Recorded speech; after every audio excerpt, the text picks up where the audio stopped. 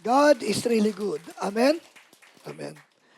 You know, we are also thankful to God for the life of Bishop Beda because when we came here 2015, we really felt a warm welcome from him. Damang-dama po namin na, alam mo, kumisan, when you visited somebody, parang okay lang. Pero siya, we really felt that we are so welcome. Kaya, Bishop, thank you very much po. The Lord bless you.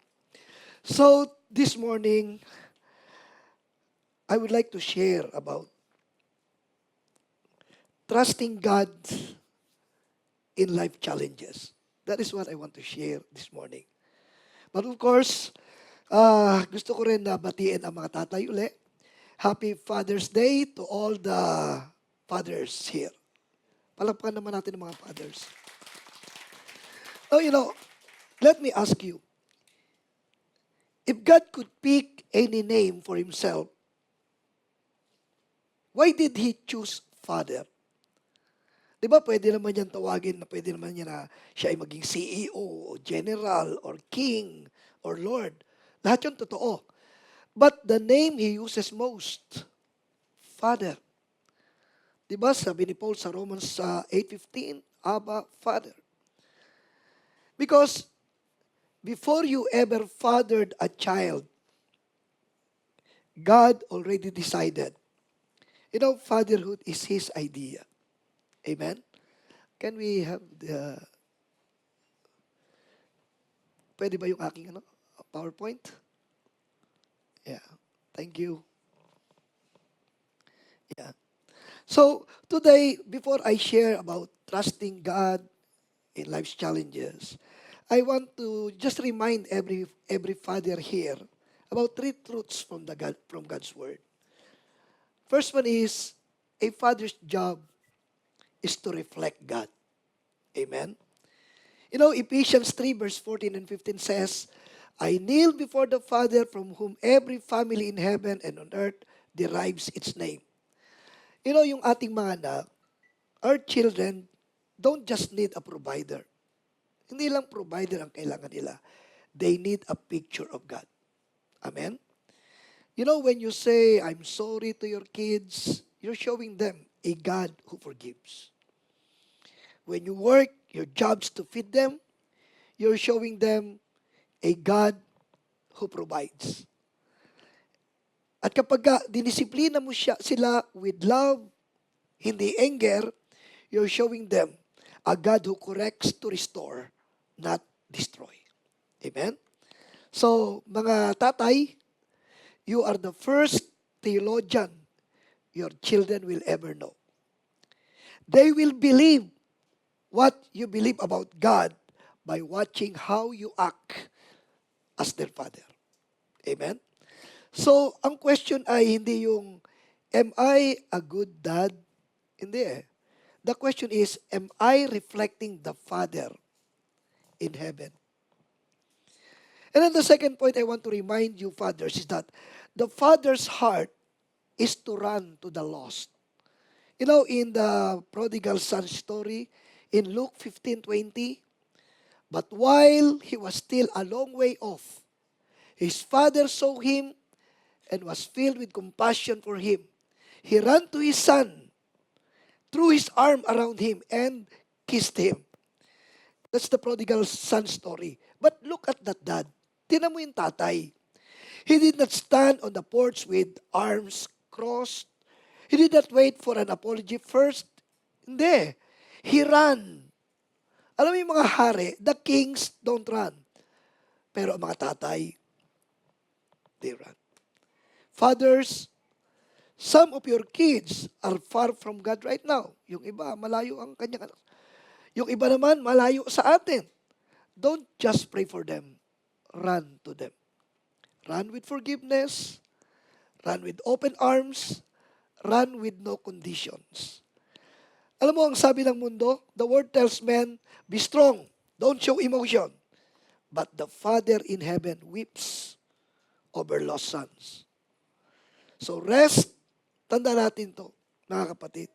Real strength is having a soft heart for your family. And the last thing I want to remind of the fathers that a father's legacy is faith. That's tough. Proverbs 20 verse 7 says, "The righteous lead blameless lives. Blessed are their children after them." So mga tatay, your kids won't remember every toy you bought. They'll remember if you were in church when you are tired. They'll remember if you open the Bible when when nobody is watching. They'll remember if you prayed for them at night. Alam mo, you can leave your kids an inheritance or you can leave them an example. Inheritance spends out, but examples reproduces. Kaya nga ang ganda nung sinabi ni Joshua sa Joshua 24:15, "As for me and my house, we will serve the Lord." That's the father's decision. Hindi yung decision ng mga anak pag sila 18 years old na. And that decision is now. As for me and my house, we will serve the Lord. Amen? So mga tatay, happy Father's Day sa atin. Palakpakan natin si Lord. Now this morning, I'd like to talk about trusting God in life's challenges. In the book of Proverbs, ito very familiar sa atin, lagi natin kino-quote. Proverbs chapter 3, verse 5 and 8. Sabi diyan, "Trust in the Lord with all your heart and lean not on your own understanding. In all your ways acknowledge Him, and He shall direct your paths." Verse 7, "Do not be wise on your own eyes. Fear the Lord and depart from evil. It will be health to your flesh and strength to your bones." Praise the Lord. Amen? Alam mo, natuwa ako kanina kasi uh, there are four important things when we come to Sunday services. Diba yung una is uh, praise and worship. Why? Why it is important? Kasi praise and worship connects you to the presence of God. Amen? Mahalaga yun eh. And then yung tithes and offerings, it connects you to the blessings of God. Yung Holy Communion, it connects you to the healings, the miracles of the Lord.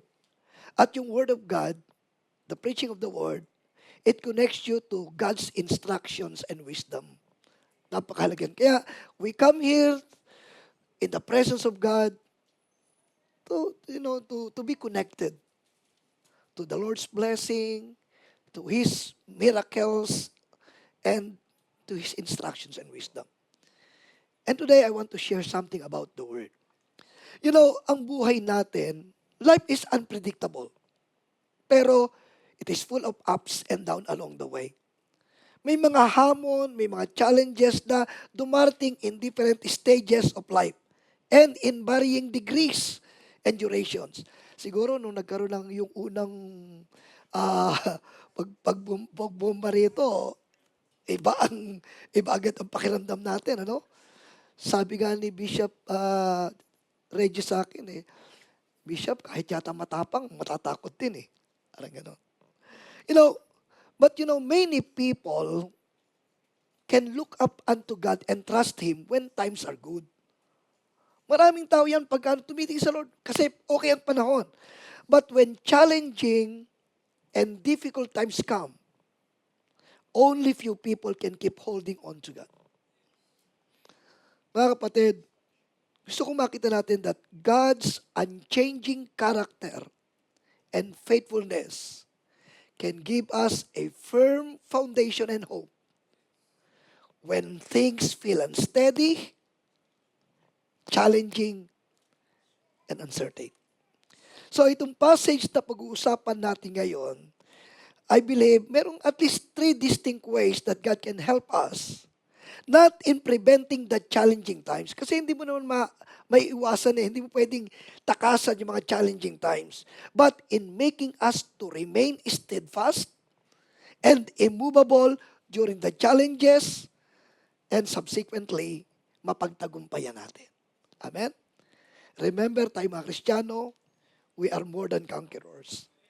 Amen. So, pag-usapan natin ito, and I pray that this sharing will encourage us. So, there are three ways I want to share how we can trust God at bigyan tayo ng Lord ng understanding and grace para may-apply natin to sa buhay natin during the challenges of life. Number one, unang bagay is that God demands our faith. God demands our faith. The first instruction to us during the challenge of time, the challenge of life is to trust God with all our hearts. Proverbs 3, verse 5, the first part. Trust in the Lord with all your heart. Amen? That is, God demands our faith in Him. Ano ba ibig sabihin ng to trust? To trust is to believe in the reliability, truth, ability, and strength of someone or something. That is the meaning of to trust. So, when it comes to trusting God, that means believing in His reliability, believing in His word, believing in His ability, and believing in His strength. Amen? Alam mo, ang Bible hindi nagsisinungaling. Ang Diyos hindi pwedeng magsinungaling. That He will always keep His promises. Naniniwala ba kayo doon? That He loves you and He has good in store for all of us. Maganda ang plan ng Lord sa atin.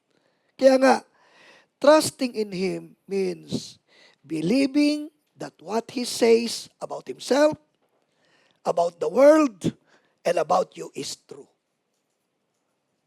Amen. Pag sinabing pagtitiwala kay Lord, naniniwala ka, nananampalataya kung ano sinabi niya tungkol sa Kanya, tungkol sa nangyayari, at tungkol sa iyo. Hallelujah. So, ibig sabihin, trusting God is more than a feeling. Higit pa yan sa feeling. It is a choice to have faith in what He says, kahit na yung feeling natin o yung circumstances natin, parang kakaiba.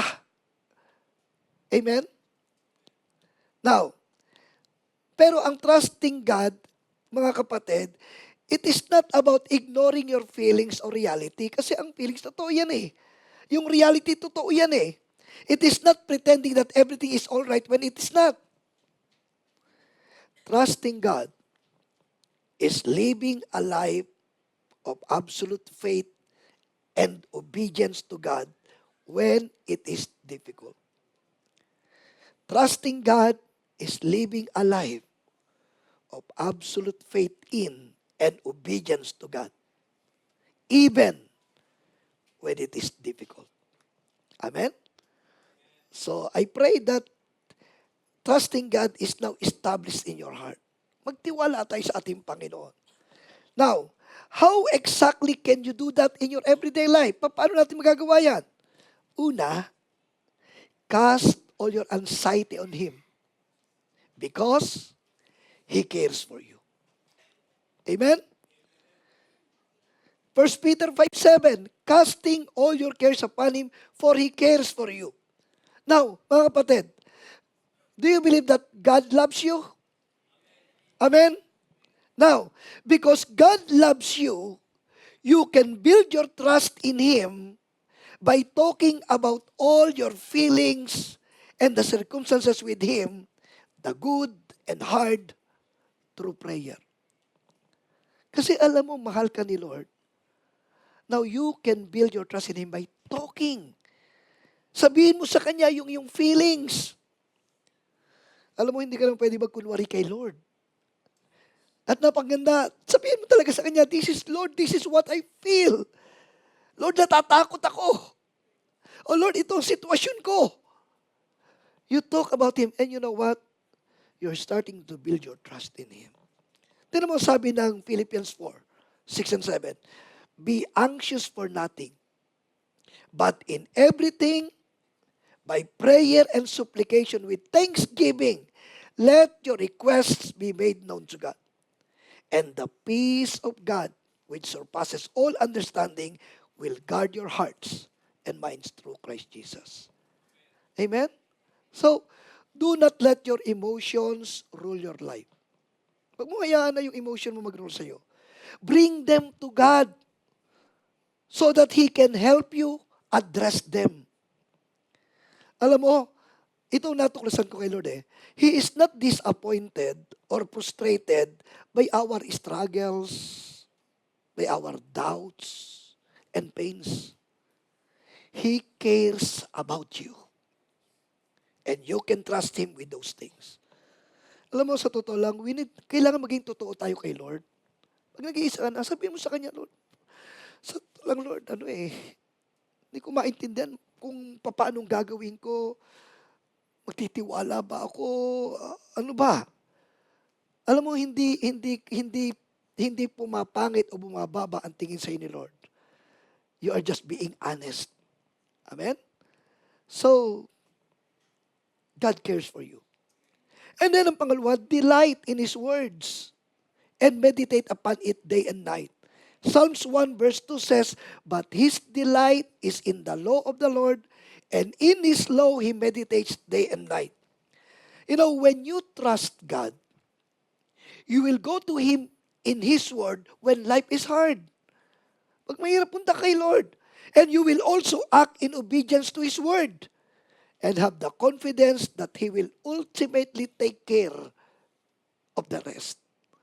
Alam mo, pag binasa mo ang Bible, naka-record dyan kung paano yung mga iba't ibang ways how God responded to His people in difficult times. Kaya ang sarap basahin ng Bible, makikita mo talaga. And tandaan natin, Jesus Christ is the same, yesterday, today, and forever. And what does it remind us? It reminds us that He is trustworthy whatever your circumstances. Maasahan, mapapagkatiwalaan si Lord. Amen? Hallelujah. So, alam mo, basahin nyo ang Bible, makikita mo, even the people in the Bible, ginagamit nilang reference din yung iba pang mga character sa Bible. Hallelujah. Para i-encourage sila. So, meditate on the Word of God. And then, pangatlo, na gusto kong makita natin dyan is, expect His help and interventions as the only hope. Pag sinabing trust, in trust, you do not look for security in other things. You look to God as the only hope to hold you securely in different circumstances. Merong isang magandang passage sa Bible na I was so inspired. Kaya nga, let us read it patiently. Ito yung kay King Jehoshaphat. Alam mo, he was confronted with nakakatakot na sitwasyon Basahin natin. Sa 2 Chronicles 20 verse 1. It happened after this that the people of Moab with the people of Ammon and others with them besides the Ammonites came to battle against Jehoshaphat. 3 kingdoms. Then some came and told Jehoshaphat saying, a great multitude is coming against you from beyond the sea, from Syria, and they are in Hazazon Tamar, which is in Engedi. So nakakatakot yun kasi yun na yung balita. And Jehoshaphat feared. Anong ibig sabihin yan? Hindi masamang matakot. Huwag lang magtatagal. Okay? Okay lang matakot, pero huwag lang magtatagal kasi hindi ka nag-iisa. So you know what Jehoshaphat did? And Jehoshaphat feared and set himself to seek the Lord and proclaim a fast throughout all Judah.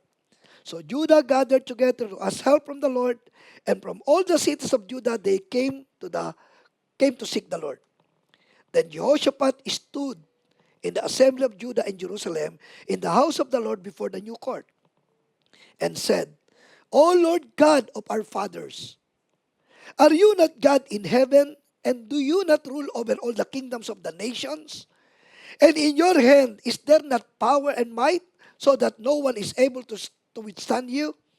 Are you not our God who drove out the inhabitants of this land before your people Israel, and gave it to the descendants of Abraham your father forever? And they dwell in it, and they have built you a sanctuary in it for your name, saying, if disaster comes upon us, sword, judgment, pestilence, or famine, we will stand before this temple and in your presence, for your name is in this temple, and cry out to you in our affliction, and you will hear and save. And now, here are the people of Ammon, Moab, and Mount Seir, whom you would not let Israel invade when they came out of the land of Egypt. But they turned from them and did not destroy them. Here they are, rewarding us by coming to throw us out of your possession, which you have given us to inherit. And look at verse 12. O our God, will you not judge them? For we have no power against this great multitude that is coming against us, nor do we know what to do, but our eyes, but our eyes are upon you. But our eyes. So si Diyos, sapat para sa Kanya, He is my only hope. Amen? Now, kilala niyo ba ang ating Diyos? Knowing that God is for you, kakampi natin si Lord. Amen? So knowing that God is for you, and that He will do something for you, that will strengthen your trust in Him. Doon ka lalakas during the times of hardship. Kaya nga, faithfully continue to seek the Lord, but wait on His timing. Wait on Him to act on your behalf. Kasi si Lord, alam mo si Lord, hindi na-delay. Hindi siya advance, hindi siya delay, He is always on time. So wait on Him to do what you cannot do yourself. Alam mo, mahalaga po yung waiting Kasi alam niyo po, waiting on the Lord reminds us that you are not in control. Hindi tayong may control. And it reminds us that He is bigger than any of our circumstances. And also, He will sustain you and grow your faith in the waiting. Amen? And remember, God is never neglecting your life. Dapat ma-establish sa puso natin, ni minsan hindi ka pinabayaan ng Diyos. Akala mo lang. So, if He seems to be silent, remember His promise that He's always hearing your prayers and responding. Diba sabi ng Psalms, chapter 34, verse 17, the righteous cry out, and the Lord hears. You are righteous before God. Amen? And delivers them out of all their troubles. So, napakahalaga nun. And then, confront your fears and confess your unbelief. Alam mo, pwede mong sabihin kay Lord yung nararamdaman In what areas of your life you are struggling to trust in Him. Kasi yung mga bagay na kaya mong tiwalaan si Lord, pero may mga bagay na parang talagang hirap tiwalaan. Unang-una, it is good to acknowledge that His character is good and trustworthy. Do you acknowledge that? That His character, that God's character is good and trustworthy. You can agree with Him that all He says is true. Lahat ng sinasabi ng totoo yan, do you agree? You can also tell Him when it is difficult for you to believe. Alam mo, merong isang passage sa Bible na yung tatay lumapit kay Jesus.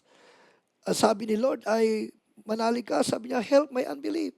Sabi sa Mark chapter 9:24, immediately the father of the child cried out and said with tears, Lord, I believe.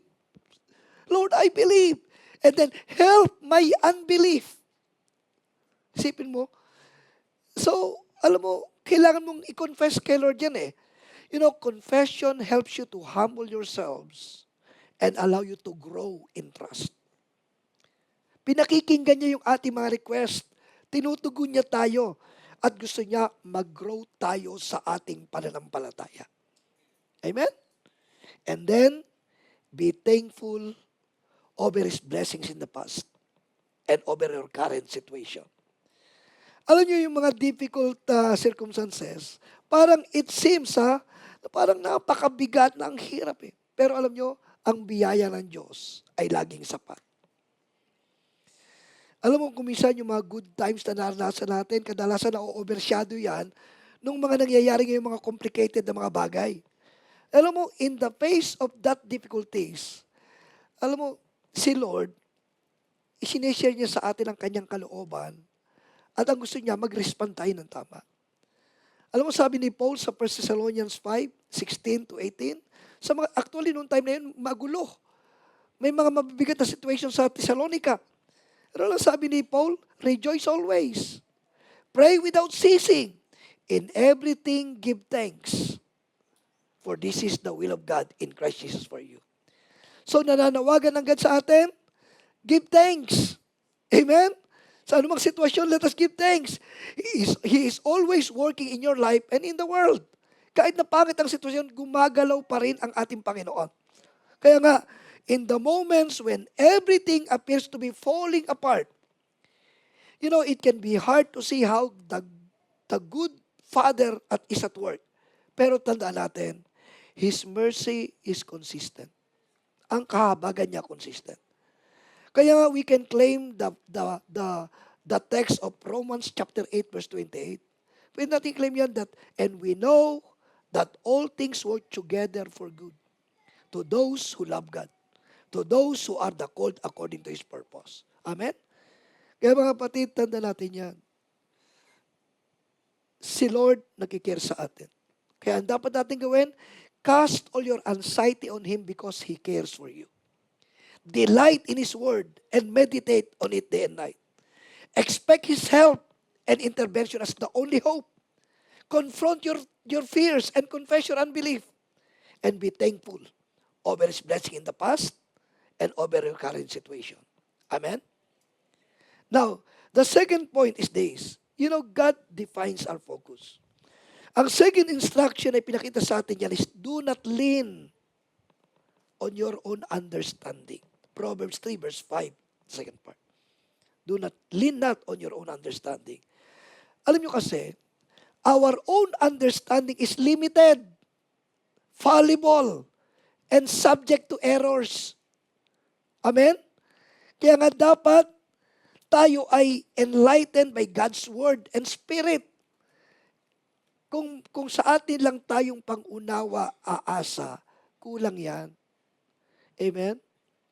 May mga bagay na akala mo, gano'n lang, pero meron palang pinakikita ng kakaiba. Kaya nga tinyo sabi ng Romans 8 verse 9 hanggang 16, but you are not in the flesh, but in the Spirit. If indeed the Spirit of God dwells in you, nananahan ba sa atin ang Espiritu Santo? Amen.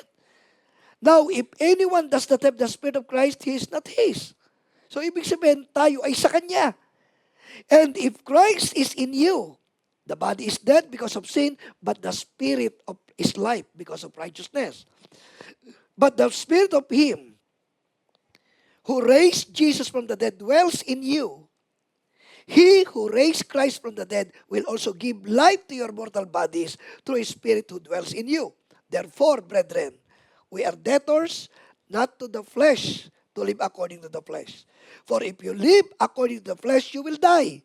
But if by the Spirit you put to death the deeds of the body, you will live. Verse 14, for as many as are led by the Spirit of God, these are sons of God. For you did not receive the spirit of bondage again to fear, but you received the Spirit of adoption by whom you cry out, Abba, Father. And verse 16, the Spirit Himself bears witness with our spirit that we are children of God. Now, because of that, anak ng Diyos, the Spirit of God is in you. Kaya, hindi mo kailangang magalin sa iyong pangunawa. To lean on our understanding rather than to trust God magnifies the human mind against the ability of the Spirit of God. Kaya nalilimitahan ang namamagnify yung ating human mind against the ability of the Spirit. Alam niyo po, yung pagdepende sa human reason rather than trusting God, it leads to pride and spiritual depreciation. Kaya importante, lean not on your understanding. We should rather demonstrate our trust in God by asking Him for wisdom. Pag may mga sitwasyon, you ask God for wisdom and knowledge. And He will continually, alam mo, bibigay sa inyo, Lord, yan. Sa aking karanasan, sa aking mga naranasan sa buhay, nakita ko that when you ask God for wisdom, bibigyan ka niya sa iyong buhay. You know, we sometimes think things will be easier if we take things into our own hands and handle in our own way. Pero tandaan natin, hindi natin kakayanin yon. Nobody ever said having faith in God would be easy. Totoo yan. Hindi madali. But it is the best thing to do. Bakit? Hindi madali ang magtiwala kay Lord, pero ito ang the best things to do. Bakit? Kasi una, God knows all things better than we do. Amen? Si Lord nakakaalam, higit sa ating kaalaman. God knows everything we are going through at this very moment. And everything we will go through in the future. Yung naranasan mo ngayon, at yung maranasan mo pa, kapatid, alam ni Lord yan. He knows the best way to handle every situation so we get the best possible outcome. Ang kailangan lang natin, trust Him with God. We need to follow His path and trust that God knows best. Kasi talaga namang siya ang nakakaalam. Kaya nga, sabi ng James chapter 1, if any of you lack wisdom, verse 5, let him ask of God, who gives to all liberally and without reproach, and it will be given to him. But let him ask in faith, with no doubting. For he who doubts is like a wave of the sea, driven and tossed by the wind. For let not that man suppose that he will receive anything from the Lord. He is a double-minded man, unstable in all his ways. Amen? So, napakahalaga nito mga kapatid. God knows all things better than we do. Naniniwala kayo doon? Amen? And then, ang pangalawa, bakit kailangan magtiwala tayo kay Lord? Kasi God can do all things. And He is not limited as we are. Tayo limitado siya. He can do all things. He knows the desires of our hearts. Alam niya ang laman ng puso natin. So, if you trust in Him with the things that you want most, kapatid, He will take care of it. Alam niya kung anong the best for your life. If you feel like your goals are hard to achieve or even impossible, kapatid, God can do all things. God can do all things. Amen? Alam niya Alam mo, sa buhay ko, I've been married for 33 years. And ako at yung aking wife na yun, talagang we are so close to each other. We went on mission together, hayo dito, hayo doon. And then, she got sick. She was amputated last year, 2022. And then, for 2 years, amputated siya. And then, nagkaroon siya ng cancer, uterus. She was operated. Successful ang operation. Kaya lang, nagkaroon ng complication. Pagkatapos siyang i-operate, sabi ng doktor sa akin, okay, successful ang operation. And then, kailangan niyang magstay ng 5 hours doon sa recovery room. And then, after 3 days, you can go. Madi-discharge siya. Pagkatapos nun, okay, ako i-kumpante. And then, walang 30 minutes, tumawag sa akin yung doktor, emergency. Yung pala, nagkaroon ng clot sa kanyang lungs. And then, in-intubate siya. And the next day, she expired. Masakit. I was so devastated. Mahirap. All those the first 3 months, I was crying. Ang hirap, mahirap talaga. I was so devastated. Pero alam niyo, alam ni Lord ang dapat gawin. Amen? So, you know what happened? Tuloy ako sa ministry. wala sa vocabulary ko mag-backslide. Kaya lang talagang devastated ako. Mahirap kasi mawala ng partner na binigay ni Lord. And then, on the 5th month, kinausap ako ng Lord. Sabi ng Lord sa akin, anak, si Neng, si Pastora Neng, yung wife ko, nasa piling ko na. She's very happy sa akin. At sa langit, wala nang mag-asawa. Brothers and sisters na lang. Yan. At hindi ka na niya iniisip as asawa. You have to move on with your life. I have plans for you. So, medyo na ako doon, na-relieve ako doon sa binigay ng Lord sa akin. On the 6th month, December, inalis ng Lord yung bigat sa aking kalooban. Pero sabi ko, hindi na ako mag-aasawa. Kung ako lang, hindi ako nagsabi ng tapos, pero sabi ko hindi ako mag-aasawa kasi ayaw ko na. Baka mamaya, hindi ako magkaroon ng ganong asawa na supportive, katuwang sa ministry. So, pero alam niyo, noong January, the Lord spoke to me. Sabi niya, anak, I will give you a partner. Sabi ko, Lord, ayoko. Huwag na lang, Lord. I'll give you a partner. So, pinakita niya sa akin yung pastora namin sa Abu Dhabi. So, sabi ko, Lord, kung yun, ikaw ang mag-guide sa akin. Ayoko humakbang ng sarili ko lang. I don't want to lean on my own understanding. I want you to guide me. Pero sabi ko, Lord, kung siya talaga, meron akong isang anak. Sabi ko, Lord, pag tong anak ko, nag-agree, pumayag, tutuloy ko. Pero isa pa, pag yung aking 8 sisters na matatapang, isa lang sa kanila ako kumontra, hindi ako tutuloy. Mahirap eh. Baka mailagay ko lang yung mapapangasawa ko sa hindi maganda. But you know what, to my amazement, when I talk to my daughter, sabi ng daughter ko, Dad, sabi ko, anak, okay lang ba na mag-asawa si Daddy? Anak, sabi niya, Dad, okay yun sa akin. Kasi una, may family na ako, hindi kita maasikaso. Okay yun. Eh, sino ba? Si Pastora Glenda. Sabi niya, ay, okay, Dad, okay, Dad. Kaya lang hindi ako marunong manligaw. Ako manliligaw para sa'yo. Sa iyong anak ko nanligaw.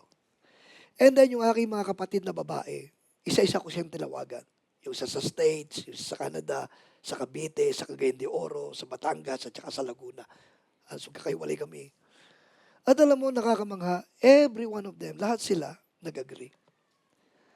And so with that, after nung first death anniversary ng aking wife, June 2025, nung July, dumating siya sa Pilipinas, si Pastor Glenn, kinausap ko na siya. And then namanhigang kami nung December, and last March, we get married. At nakita ko doon yung, alam ni Lord kung ano yung the best eh. Pero kung sa sarili ko lang, mahirap. Kaya nga napaka-importante mga kapatid na just believe, just trust Him. Sa Mark chapter 9 verse 23, Jesus said to him, if you can believe, all things are possible to him who believes. Amen? And then pangatlong bagay na gustong makita natin is that God is dependable and trustworthy. Do you believe that? God is dependable and trustworthy. God never fails in His words and promises. And when we depend on Him, mga kapatid, we can never be disappointed. Mark my word. Pagka tayo sa Kanya nagdepende, we can never be disappointed. What is best, but to truly embrace what He has planned for all of us, you have to fully trust in Him. Kasi, ang ating Diyos, He is both faithful and dependable. Amen? And then also, God has the best plans and will do it in His ways and at His time. God has the best plans. At gagawin niya yan in His way, sa kanyang kaparaanan at sa kanyang time. God knows exactly what He wants for your life. Alam niya yan. He has a purpose for you and has everything planned out. May plano ang Diyos. Amen? Kaya sa buhay ko, alam pala ni Lord, He knows na ako'y mag-aasawa, uli, at ganito ang aking mabubuhay. Kayo, alam ni Lord kung ano magiging sitwasyon nyo. He knows what you are going to do tomorrow, next month, and years down the road. Kaya nga, do not doubt His plan because He knows all and He has a perfect plan. Amen? So again, mga kapatid, having faith is the best things to do. Why? Because God knows all things better than we do.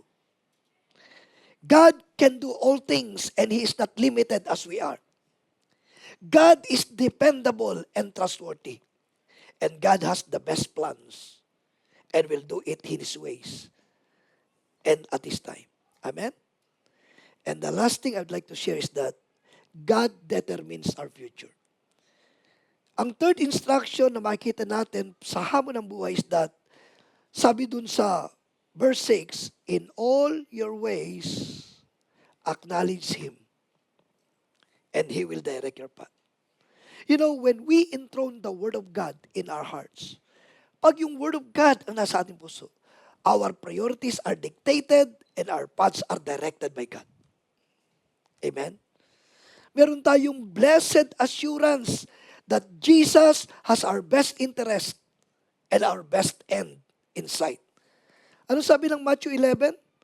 Verse 28, come to me, all you who labor and are heavy laden, and I will give you rest. Take my yoke upon you and learn from me, for I am gentle and lowly in heart, and you will find rest for your souls. For my yoke is easy and my burden is light. So mga kapatid, we must recognize that we can do nothing without Him. Kung wala siya, wala tayong magagawa. And we must be willing to get Him involved. Isalin niyo si Lord. Amen? Kaya nga dapat si Lord nasa trono ng buhay natin. Isalin natin si Lord in every situation of our lives from the onset. Sa ating mga plano, sa ating decisions, sa ating mga activities, we should acknowledge God as Lord and His will as our supreme desire. Araw-araw, we must live in a close, trusting relationship with God. Alam mo, sa totoo lang, busy akong tao. Ang dami ko mga ginagawa. Pero hindi ko pinababayaan ang aking quiet time. Every day, pag gamagam, dala ko yung aking notebook. Dala ko yung aking Bible talaga, kahit malaki siya. Talagang nagko-quiet time ako. I want to maintain yung aking relationship. Kasi with that, nakikita ko kung paano siya ang nagagay. Every day, we must live in a close, trusting relationship with God. Always looking to Him for direction. Diba, pagka kayo nagda-drive, kahit ang gagaling nyo na mag-drive, nagpe-pray pa rin kayo? Tama ba yun? Alam mo, isang Kristiyano, pagka, kahit magaling siya mag-drive, pagsakay niya ng sasakyan, Lord, guide me. Lord, protect me. Di ba? Why? Alam mo, yun ay pagpapakita lang na ikaw ay, you are trusting God. You have a trusting relationship with God. You always look to Him for direction. At kapag ginawa natin yan, God promise, He will direct our path. He will lead us to His goal for our lives, remove all obstacles, and enable us to make the right choices. Amen? So mga kapatid, bilang mga anak ng Diyos, we can be assured that our Heavenly Father loves us and will faithfully care for us. Sabi ng Matthew 10:31, do not fear therefore, you are more value. You are of more value than many sparrows. Amen? Mas mahalaga ka kaysa anuman na bagay. God will guide us rightly, gives us grace, and keep His promises in the most difficult times of our lives. Kapag ka ating itinalaga ang ating sarili, nagtiwala tayo sa Kanya, makikita mo ang pagkilos ng Lord sa iyong buhay. Amen? So with that, mga kapatid, this is my challenge to all of us. Mahirap magtiwala sa Lord sa mga mabibigat na sitwasyon, pero yan ang the best na dapat natin gawin. Pag ito ginawa natin, I believe, God is assuring us, gagawa siya sa atin. So, hindi ko alam ang inyong situations, hindi ko alam kung ano ang inyong dinadaanan, pero this morning, I want to pray. Okay lang ba yun? You do not need to go to the altar, just at where you are. I want to pray that as you say, Lord, I really trust you, Lord. Naniniwala ako sa iyong kapangyarihan. Naniniwala ako sa iyong kakayanan. Naniniwala ako walang imposible sa iyo. Lord, ngayong umaga, I am declaring that you are going to work in my life. Amen? Tayo na tayo tumayo. Shall we all rise? Hallelujah. While our eyes are closed, if you are in need, if you have a situation that you need God's intervention, I want you to just lift your hands to God and I'll pray. Sabi ni Lord, sabi ng Bible, trust in the Lord with all your heart and lean not on your own understanding. In all your ways, acknowledge Him. Lord, today, here are your people. You know what they are going through right now. Lord, sa sino mang nakataas ang kamay, and they have a situation, they have a need, and right now they are saying, Lord, I believe you. I trust in you. Panginoon, dalangin ko, gumawa ka ng himala sa kanyang buhay. Lord, I pray that you touch them right now in the name of Jesus. And Lord, that you confirm your word to them, na you are answering them, Lord God, sa kanilang need. You are meeting their needs, O God. Lord, those who needs healing, Lord, let your healing flow in Jesus' name. Lord, to those who are in financial situation, O God, intervene, O Lord God. Hallelujah. In the name of Jesus. Kung sila ay merong situation in the family, Panginoon, gumawa ka, Panginoon, ng kagilagilalas na bagay. Nothing is impossible with you, O God, to those who believe. Kaya nga, Lord, ngayong umaga, sa mga hamon, sa mga challenges na kinakaharap ng iyong mga anak, let your divine intervention. Kagaya, Panginoon, ng sinabi ni King Jehoshaphat, Lord, sa'yo lang kami nakatingin. Our eyes are on you. Panginoon, today, touch these people. Hallelujah. Salamat po, Panginoon. And I also pray for this church as a whole, that you continually bless them, O God, as they put their trust in you. Ikaw ang kumilos sa kanila, sa leadership. Let the leadership of this church be united. Hallelujah. And let them experience the demonstration of your power in their lives. God, manifest yourself. Manifest yourself in this church. Manifest yourself in every member. And to those who are new, pagpalain mo po sila. Maranasan nila ang iyong presensya at ang iyong pagmamahal. Salamat po. This is our prayers. In Jesus' name. Amen. Amen.